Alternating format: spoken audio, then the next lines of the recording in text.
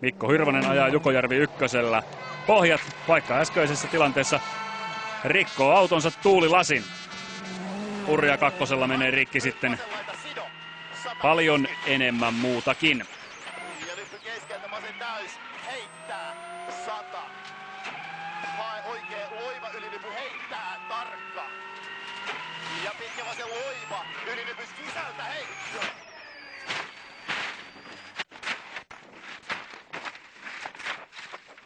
Hurjavauhtinen ulosajo. Monta kertaa auto katon kautta ympäri ja Hirvosen kisa päättyy tähän. Tämä on Hirvosen uran pahin ja vaarallisimman näköinen onnettomuus. Mutta autokunta kömpii romusta ulos, vaikkakin hieman pyörällä päästään.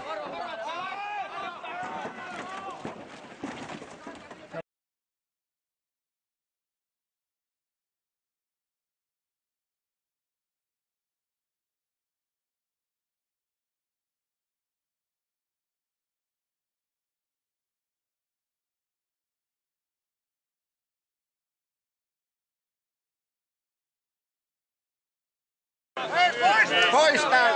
Varmaan mun pois.